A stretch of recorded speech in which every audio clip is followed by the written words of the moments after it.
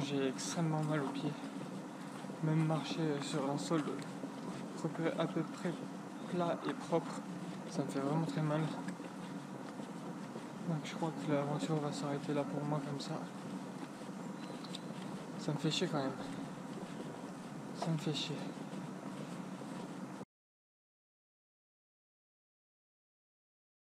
Salut les amis, aujourd'hui GTLC, la revanche, Grand Trail des Lacs et Châteaux. Vous vous souvenez peut-être si vous me suivez en 2018, c'était notre seul abandon, premier ultra trail, on avait abandonné. Depuis l'organisation a changé, la course a été rachetée, ça a été délocalisé un petit peu.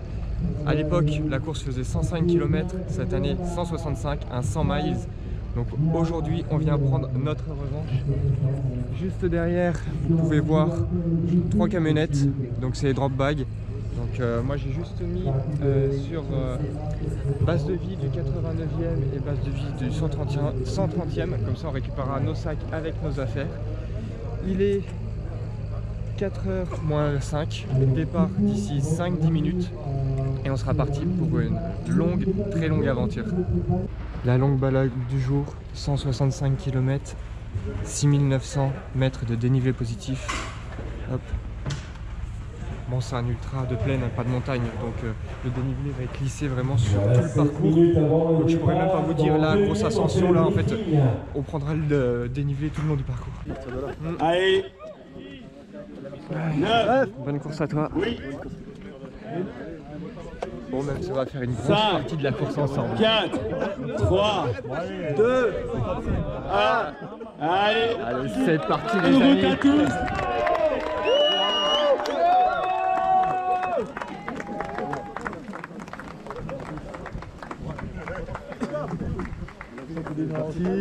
C'est bon.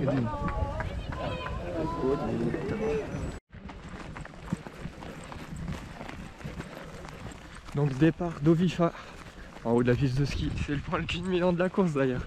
Et donc première foulée, c'est la descente de la piste. Et là on va s'enfoncer dans la forêt. Premier single de la course.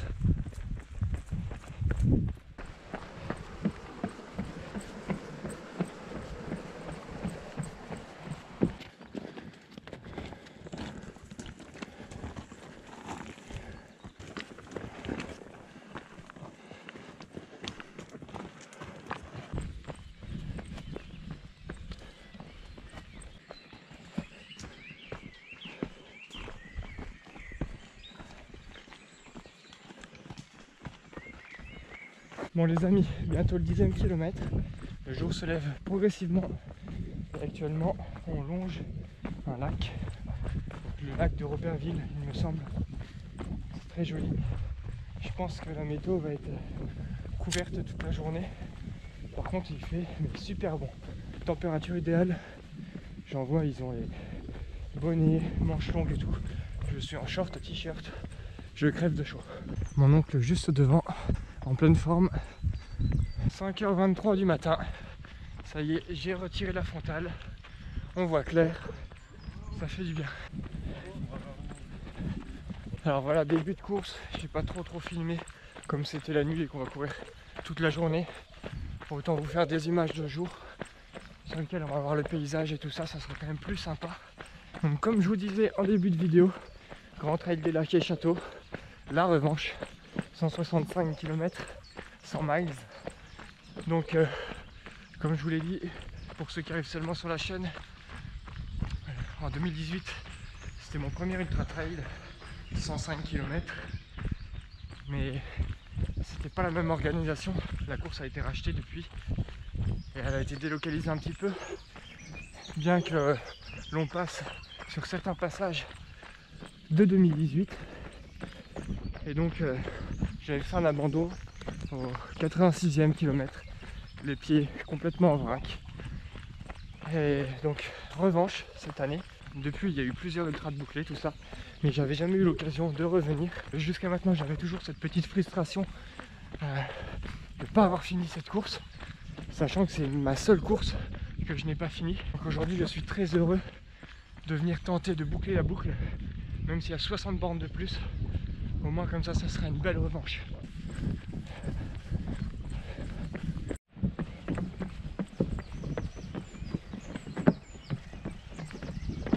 Alors là les amis, normalement je ne me trompe pas, mais en 2018 on avait eu un magnifique lever de soleil juste ici sur le lac.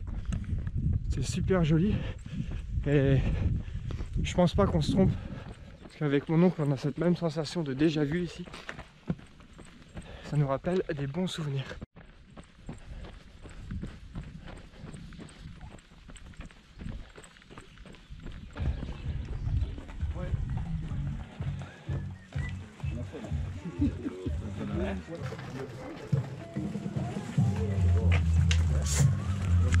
Royal, le ravitaillement carrément des chocobons.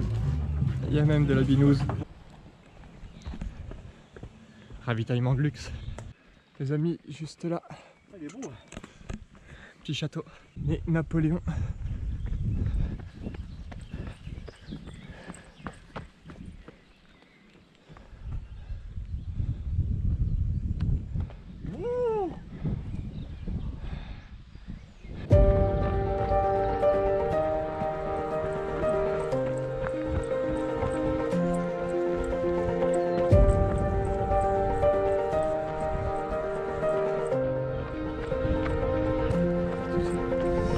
Alors même tactique de course que sur l'UTMJ parce que ça a vraiment bien payé.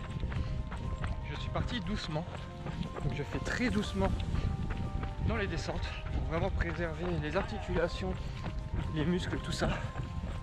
Et j'espère vivre la course aussi bien que j'ai vécu l'UTMJ. Et si c'est le cas, ça va être vraiment une superbe aventure. En tous les cas ça va être cool, et quand tu la vis bien, ça fait d'autant plus plaisir.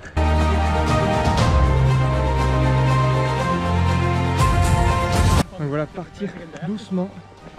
Et ce qui s'était passé sur le TMJ, c'est que la deuxième journée, en fait, j'avais fait que de rattraper des gens. Début de la course, je devais me situer au début du dernier tiers, fin du deuxième, et j'ai fini 31e. J'ai fait que de remonter des gens, et du coup pour le mental, ça fait vraiment du bien. Donc on va essayer de reproduire cette tactique sur cette course là. Alors là je vais faire très attention parce qu'on va passer une rivière. Je vais essayer de pas mouiller les pieds parce que c'est justement pour ça que j'avais eu mes problèmes en 2018 et que j'avais mes pieds mais pourris. Je suis vraiment sensible à l'humidité, donc mes pieds maintenant, comme vous le savez, je les prépare, je change régulièrement de chaussettes. Donc là je changerai base vie 90, base vie du 130. Et je vais essayer de pas me les mouiller, mais c'est un peu délicat quand même.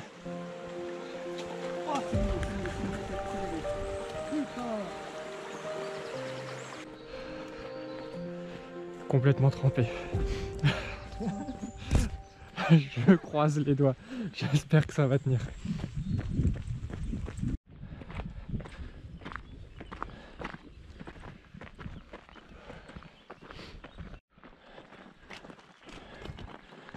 Allez, rebelote, un autre passage sur une rivière. Les Belges, ils aiment bien ça.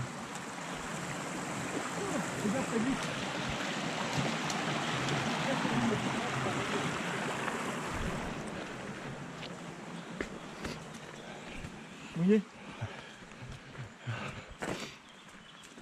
Complètement mouillé.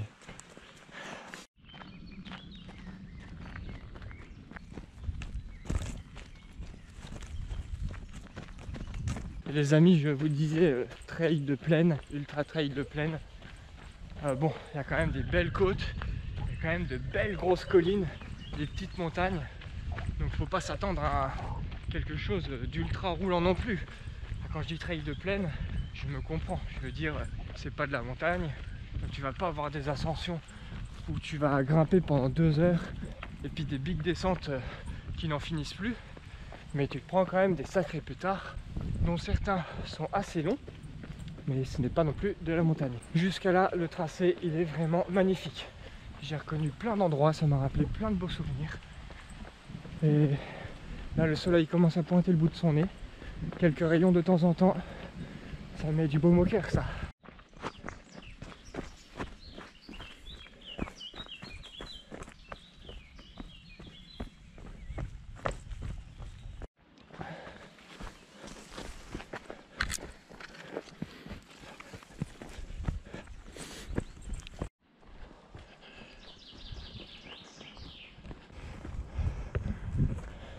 Nous sommes sur un chemin de croix. Et les amis, je vais vous raconter une petite anecdote qui est arrivée ici en 2018. J'avais rencontré un mec, il devait avoir entre 50 et 60 ans. Je sais pas ce qu'il avait après moi. Et en fait, il arrivait un petit peu avant moi ici, en bas des marches. Et avant on montait et tu redescendais de l'autre côté, tu atterrissais quasiment au même point. Et il nous a dit qu'il fallait monter les marches, c'est juste un détour quoi. Donc il nous fait, vous pouvez le faire, mais pas lui. En me pointant du doigt à moi, je sais pas pourquoi. Encore aujourd'hui, je me demande pourquoi il ne voulait pas que je monte ces marches. Je les ai quand même montées. Les amis, retour à la civilisation. On arrive à Malmedy et ça va être bientôt le deuxième ravitaillement. Ils sont assez éloignés l'un de l'autre, le ravitaillement sur cette course. En moyenne entre 20 et 30 km. Bon les amis, on arrive au second ravitaillement à l'école de Malmedy. Pour ceux qui le souhaitent, ils peuvent récupérer un premier sac. Moi j'en ai pas mis sur celui-ci parce que du coup on en est, comme vous l'avez vu, que un peu plus de 36 km. Donc j'ai pas voulu m'embêter et je vais tout de suite me ravitailler, remplir les flasques et manger un petit peu. Le deuxième ravitaillement nous a quand même bien requinqué. Et donc là on repart pour un gros morceau. Parce que le prochain c'est pas avant 26 km, un peu plus de 26 km, km 63. Et donc là on attaque la partie après Malmedy. Donc c'est le copain Yuri de la chaîne Trail Hysteria qui a balisé ici. Donc il m'a dit que je pouvais compter sur lui, sur son balisage. On va voir s'il a fait un bon taf.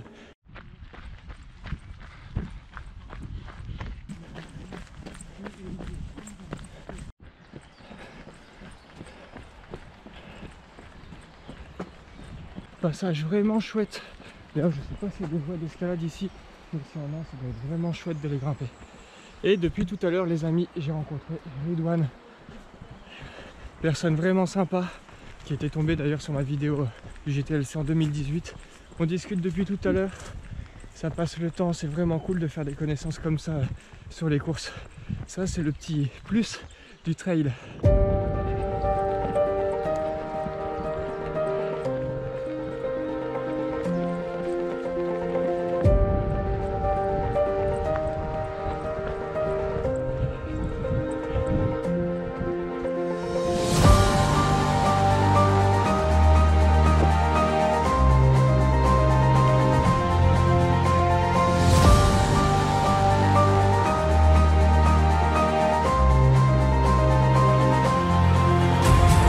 Bon les amis, le kilomètre 50 vient de sonner. Pour l'instant ça va. Bon, le poids des kilomètres commence à se faire sentir quand même dans les jambes, mais rien de bien méchant pour l'instant. Et tant mieux. Mon oncle est parti devant.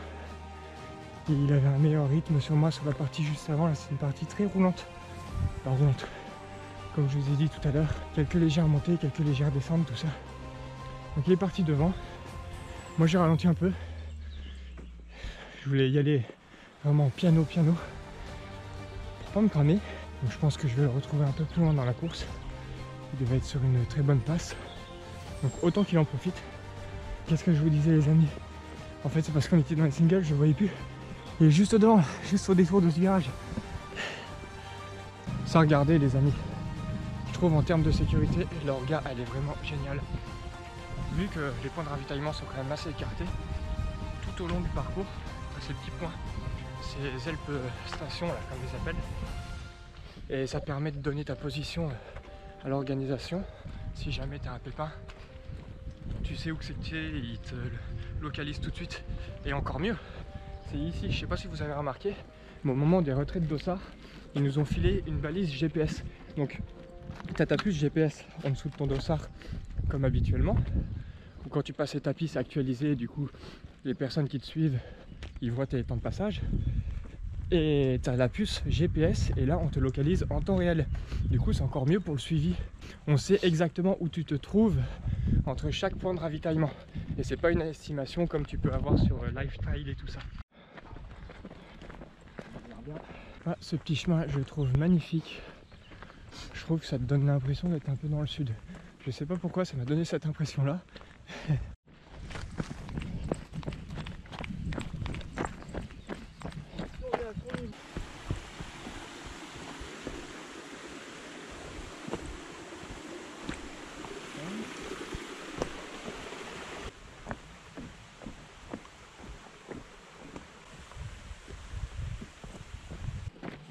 à gauche pour nous.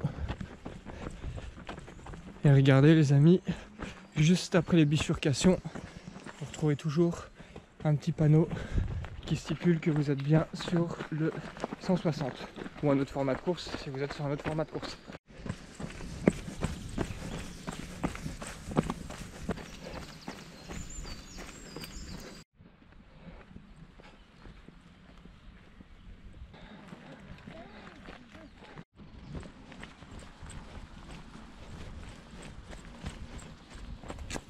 On a un petit passage en hors-piste.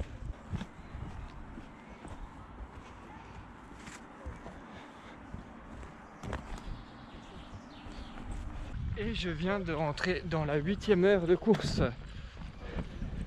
Il est 12h09. Et ça tombe bien puisqu'on arrive bientôt au ravitaillement. Trop la dalle, je peux pas attendre les amis. Nouveau goût, jamais goûté, banane, kiwi, vanille. Je pense que ça va envoyer du lourd.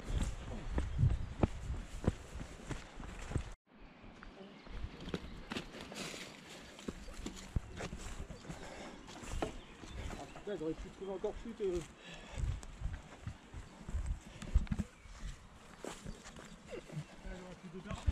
Ah oui. Plus de 62 km, ça pique.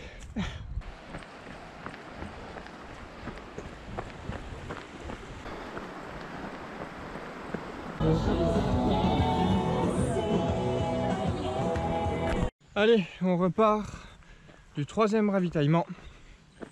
Direction le 4e, c'est la base vie. Kilomètre 89, donc là on attaque un gros morceau. 26 km et demi à peu près. Entre ce ravitaillement là et l'autre. Question nourriture, je me fais pas de soucis parce qu'il me reste 2-3 trucs sur moi. C'est surtout que là je me suis enfilé 4 sandwichs. Donc en gros je mangeais l'équivalent d'une baguette avec des gaufres de Liège, vous savez les gaufres avec les gros morceaux de sucre, plus des bonbons. Je me suis bien hydraté. Donc là je suis paré. Par contre ce qui me fait un peu plus peur c'est la boisson.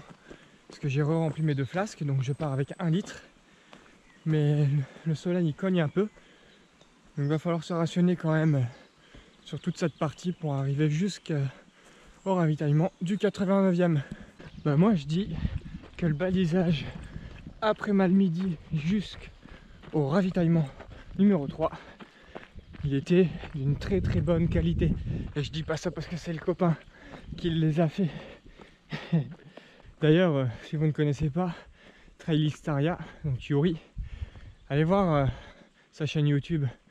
Franchement, vous ne serez pas déçus. C'est vraiment cool. Et les amis, il me reste plus que 100 km. Le fait du diable, rocher. Vraiment très joli.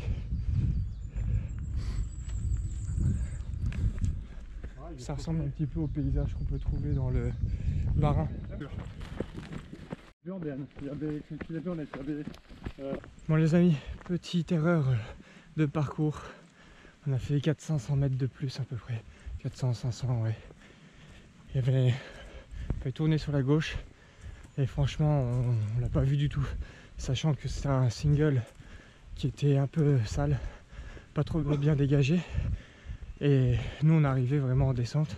Single tout propre. Donc tu continues tout droit quoi. Et on n'a pas fait attention. Ça va, on a vite retrouvé quand même. On est sur la bonne trace. J'arrive au kilomètre 79 les amis. Et là je vous avoue j'ai un bon petit coup de mou quand même. Physiquement ça va. Dans l'ensemble ça va. Un bon coup de mou au niveau du moral. En 10 kills on arrive à la base vie. Changer mes chaussettes, tout ça. Puis bon, ça va passer juste une mauvaise période. Mais bon, je vais vous montrer que les bonnes. Donc là voilà, kilomètre 79. Pas la grande forme. Moralement.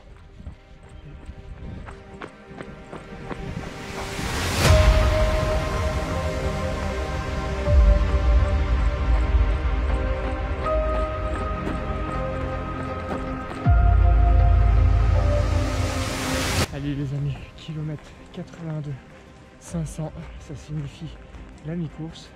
Et comme je dis toujours, il nous restera moins à faire que ce qu'on a déjà fait.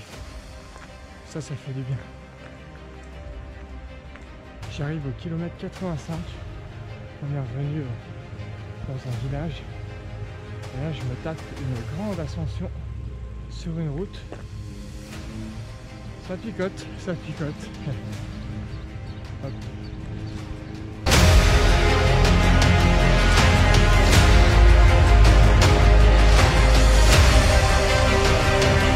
J'ai vraiment hâte d'arriver à la base vie. Bon, j'en suis plus très loin, mais là, j'ai vraiment hâte de pouvoir changer de t-shirt, changer de chaussettes et me reposer un petit peu, manger 2-3 bricoles, refaire le plein. J'ai des petits trucs bien sympas dans mon sac à manger. T'attends toujours avec impatience une base vie, surtout si t'as laissé ton sac dessus, quoi. Merci. Je vais aller récupérer mon sac. Oreo enrobé de chocolat blanc. J'ai le droit à ça. Allez, on repart de la base vie. Je suis avec mon oncle qui est en forme. Ouais. J'en ai profité du coup pour changer mes chaussettes. Je remets plein de nocs. Hop. Comme ça, je repars sur des chaussettes propres. Ça limite la casse. Tiens, c'est par là. J'ai pas changé de t-shirt puisqu'en fait, c'est pas dans celui-ci que j'ai un autre t-shirt, c'est dans celui de la base vie 130. J'ai récupéré mes manchettes. Des fois pour la nuit s'il fait un peu frais. De toute façon, j'ai toujours ma veste. Ensuite, j'en ai profité pour me brosser les dents. Parce que ça, je trouve que ça fait vraiment du bien au moral sur un ultra. Je le fais à chaque fois maintenant. Et sinon, assiette de pâtes bolo, petite compote, petit saucisson, salami, fromage, petits Oreos enrobés de chocolat blanc. Ça c'est la nourriture réconfort. Puis on est reparti. Donc prochain ravitaillement dans 20 km au kilomètre 109. 109, 110 et j'y suis resté quasiment 45 minutes. Comme ça on a fait une bonne pause. On passe sous une gare les amis. Un bon petit rappel pour mon oncle qui travaille à la SNCF pour lui rappeler que mardi il retourne bosser.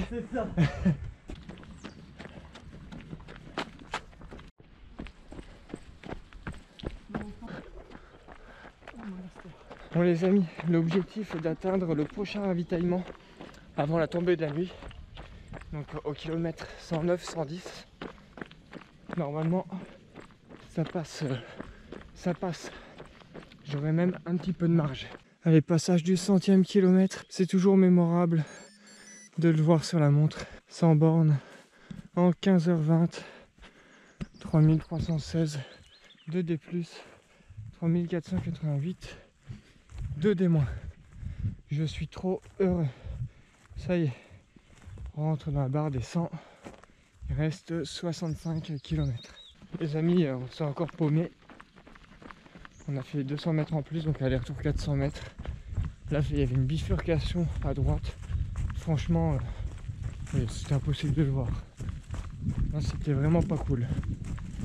Ça va que j'avais la trace dans la montre. D'ailleurs, si vous venez ici, pensez à la mettre parce que ça peut vous servir. Et là, c'est un peu limite par endroit. Alors autant sur la globalité du parcours, ça va, mais il y a des bifurcations. Ah, tu les vois pas du tout, quoi.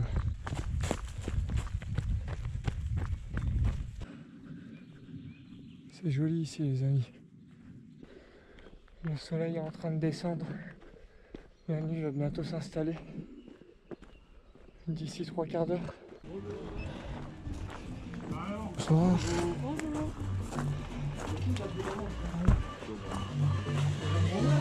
Allez, on repart du ravitaillement. Avec des démarches, mais à faire rigoler. On a sorti les manchettes parce que les températures baissent. Le fait de s'arrêter. Le fait de s'arrêter, oui, voilà. Puis le truc, c'est que l'endroit où c'est qu'on était, c'était un peu chauffé. Ce qui fait que quand tu ressors, bah, l'écart de température te donne froid. Pardon. Et du coup, on a mis tout de suite les frontales parce que d'ici un quart d'heure, il va faire nuit et on va devoir les allumer. Et là on est parti pour toute la nuit. Et si tout va bien, on arrive demain matin de très bonne heure. Ça va toi? Ça va bien? Ouais, ça va. On mangeait des hot dogs, histoire de bien se requinquer pour la nuit. Du coup les amis, comme le soleil est en train de se coucher, que la nuit est en train de tomber, je ne vais plus pouvoir vous filmer de paysages. Bon, après je pense que vous avez vu l'essentiel de ce qu'il y a à voir sur ce parcours. Parce que le restant, là, tous les kilomètres qui nous restent, c'est exactement pareil que ce qu'on a fait depuis le début de la course. Donc vous avez vu l'essentiel. Je pense que je vais quand même moins filmer puisque la nuit, t'as toujours moins envie de sortir la caméra en fait. Parce que mine de rien, ça bouffe un peu d'énergie, ça demande un peu de motivation à la sortir. Et donc je vais beaucoup plus parler, on va dire, si je vous fais des rushs, ça va être pour parler ou alors au ravitaillement, à la base vie, tout ça. Donc voilà, je ne vous ai pas dit aussi les amis, mais à la base vie du kilomètre 90, j'ai rechargé ma montre, bien que j'avais assez d'autonomie pour faire toute la course sans la recharger, mais par sécurité j'aime bien mettre toujours un petit coup de charge. Et je voulais vous en parler. Alors pourquoi? Parce que donc moi j'ai la Suunto 9 Baro et en fait elle a annoncé à 25 heures d'autonomie en GPS 1 seconde.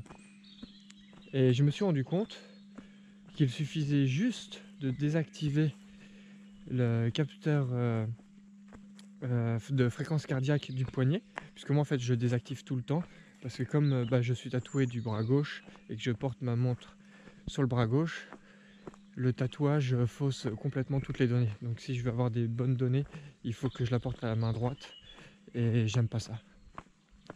Du coup, juste en désactivant le capteur de fréquence cardiaque, votre montre, vous poussez l'autonomie de 25 heures jusqu'à 34 heures.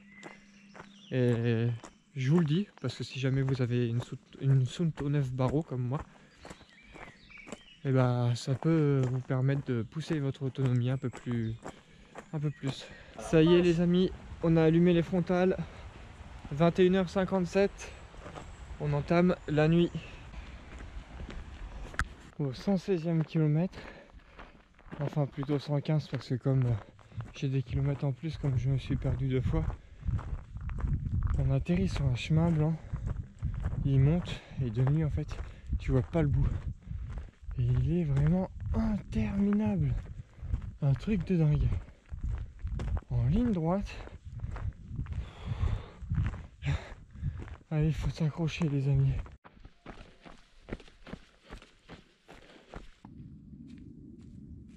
Elle est belle. J'ai vraiment du mal à gérer les nuits à chaque fois là sur Ultra.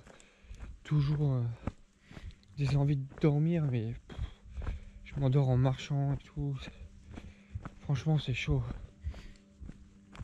Et puis le truc là, c'est que j'espère vraiment qu'il va avoir des petits lits de camp à la base vie du 130e là, que je puisse me poser un petit peu. Parce que le truc c'est qu'après on repart pour 18 km. Et 18 km dans l'état là, non ça va être trop galère. Ça va être trop galère. Je suis vraiment trop fatigué. Faut vraiment que j'arrive à dormir un peu, ne serait-ce qu'un quart d'heure, mais juste pour me refaire la cerise, parce que là c'est compliqué.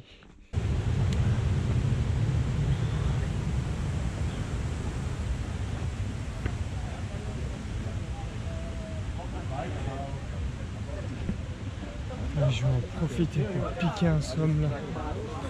Claque. On repart de la base vie du 130e kilomètre. D'ailleurs j'ai un petit peu plus moi à la montre.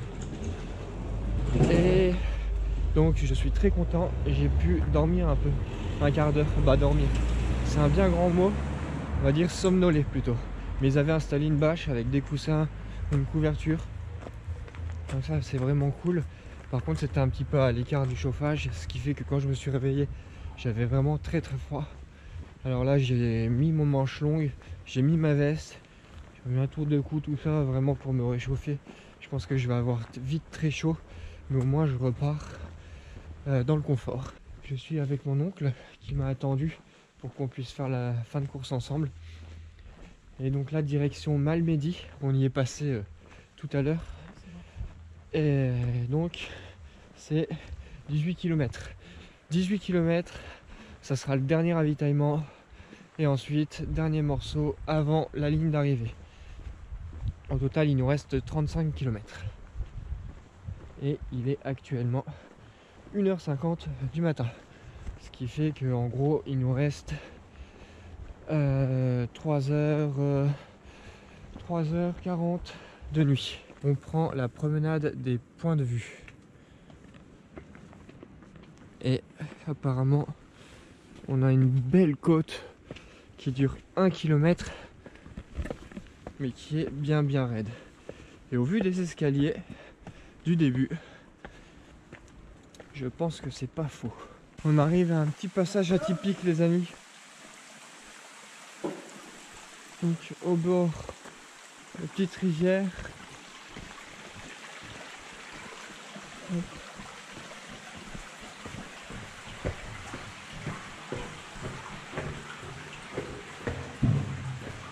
On vient d'arriver dans une petite ville.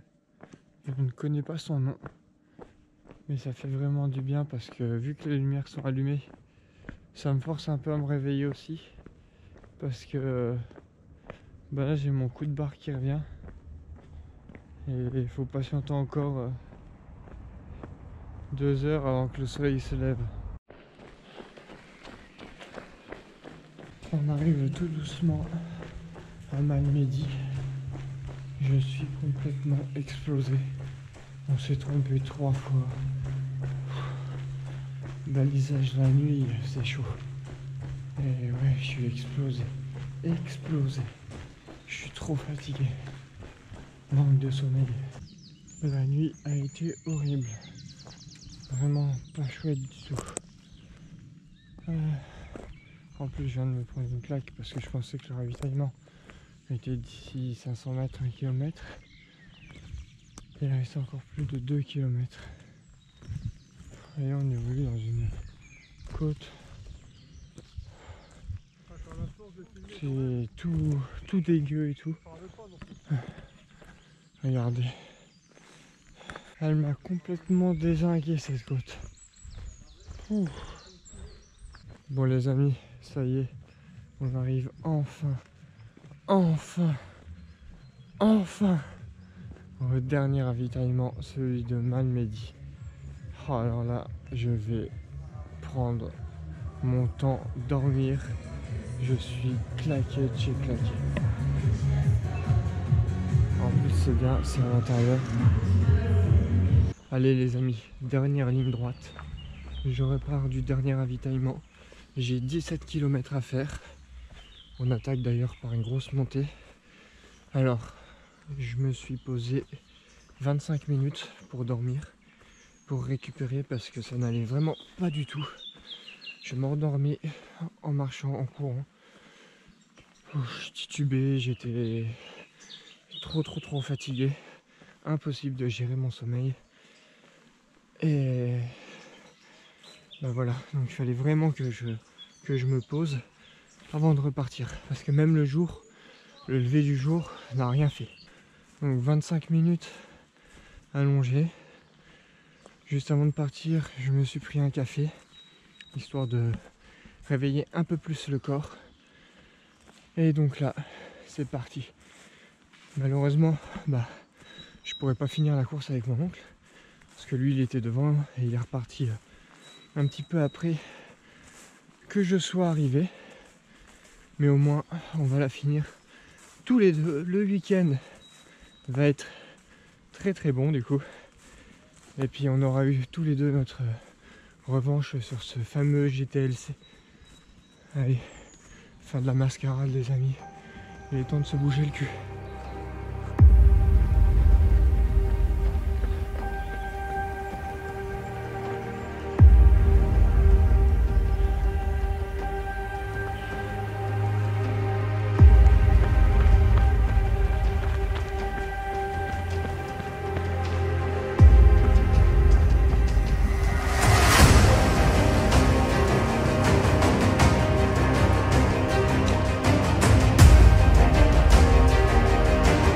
Les amis, je suis trop heureux.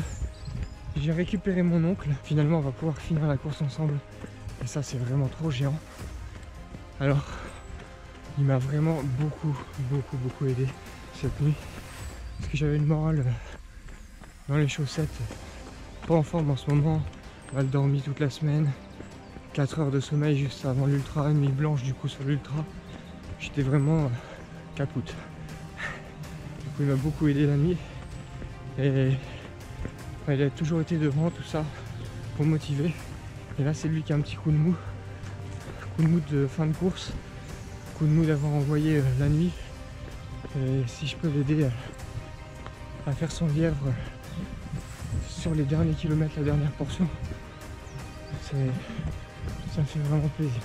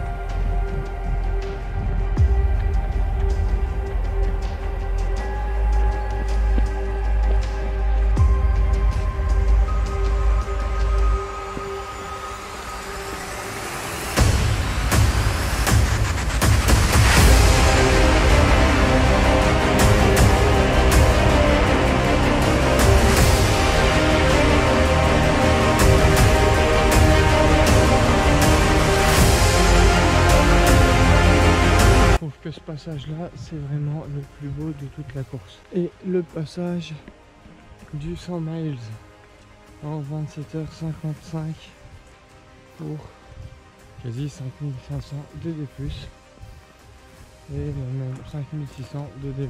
À ce passage du 100 miles, 160 km, il est encore plus mythique que le passage du 100 km.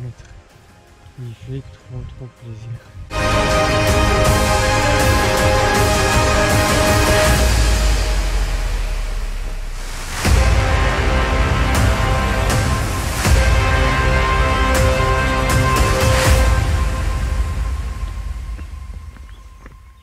La fin est vraiment technique, on a des bons petits passages avec les racines mélangées au rocher là. Bah d'ailleurs les 15 derniers kilomètres sont les plus durs. Les plus durs parce que tu as la distance dans les pattes et surtout parce qu'en fait c'est plus technique. On entend le speaker les amis.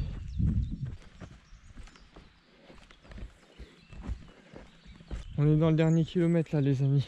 Et voilà les amis, le final se fait sur la piste d'Ovifa. Donc on doit tout regrimper et l'arrivée est juste en haut. Ça y est, on arrive à la fin de cette aventure. On est tous les deux. Ça c'est trop génial. Ça aurait été vraiment compliqué cette course. Vraiment compliqué. Ça y est, la boucle est enfin bouclée.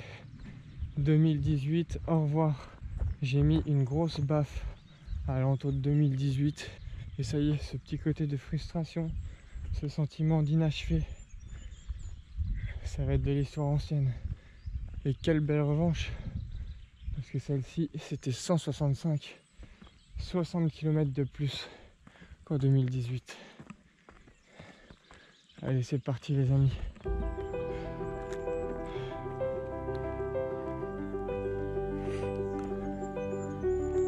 Je pourrais pas vous dire sa longueur ni son niveau de difficulté, si c'est une rouge ou une noire, ça y ressemble.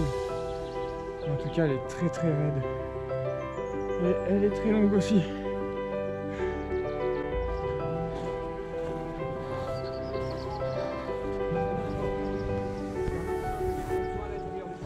C'était pas par là?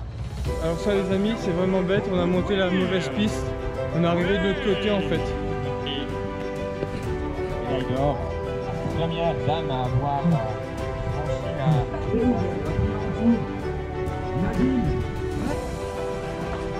franchi la... Merci. Merci beaucoup. Merci pour le parcours. Bravo les gars, bravo.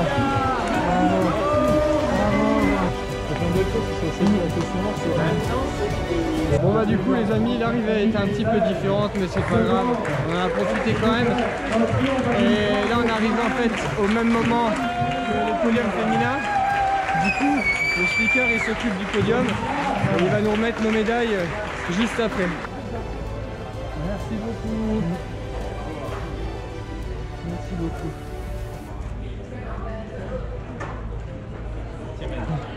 Super, merci.